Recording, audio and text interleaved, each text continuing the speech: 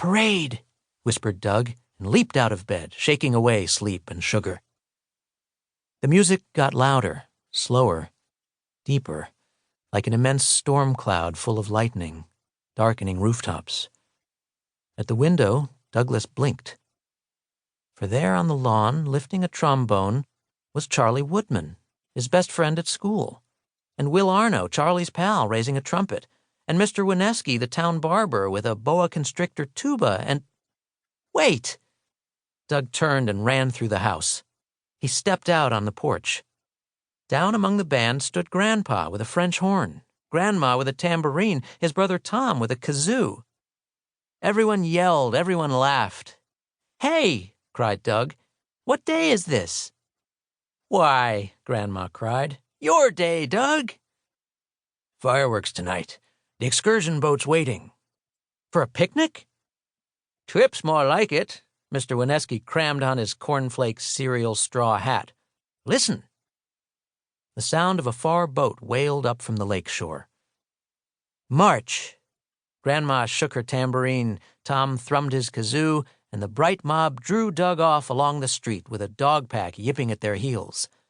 Downtown, someone threw a torn telephone book off the Greentown Hotel roof. When the confetti hit the bricks, the parade was gone. At the lakeshore, fog moved on the water. Far out, he could hear a foghorn's mournful wail, and a pure white boat loomed out of the fog and nudged the pier. Doug stared. How come that boat's got no name? The ship's whistle shrieked. The crowd swarmed, shoving Douglas to the gangplank. "You first, Doug." The band dropped a ton of brass and 10 pounds of chimes with "For He's a Jolly Good Fellow" as they thrust him on the deck, then leaped back on the dock. Wham! The gangplank fell. The people weren't trapped on land, no. He was trapped on water. The steamboat shrieked away from the dock. The band played Columbia Gem of the Ocean. "Goodbye, Douglas," cried the town librarians. "So long," whispered everyone. Douglas stared around at the picnic put by in wicker hampers on the deck and remembered a museum where he had once seen an Egyptian tomb with toys and clumps of withered fruit placed around a small carved boat. It flared like a gunpowder flash. "So long, Doug. So long." Ladies lifted their handkerchiefs. Men waved straw hats. And soon the ship was way out in the cold water, with the fog wrapping it up so the band faded. Brave journey, boy. And now he knew that if he searched, he would find no captain, no crew, as the ship's engines pumped below decks. Numbly, he sensed that if he reached down to touch the prow, he would find the ship's name, freshly painted. Farewell, summer.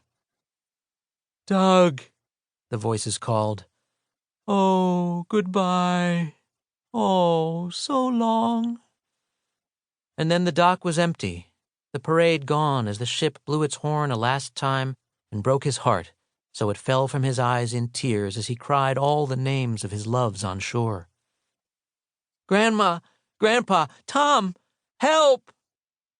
Doug fell from bed, hot, cold, and weeping. Chapter 3. Doug stopped crying.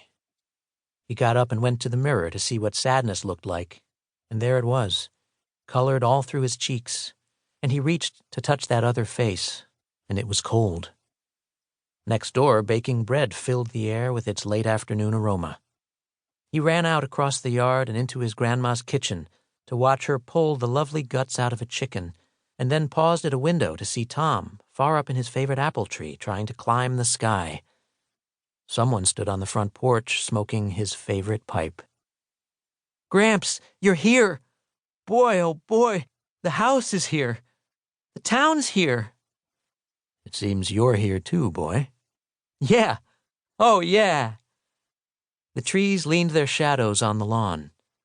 Somewhere the last lawnmower of summer shaved the years and left them in sweet mounds.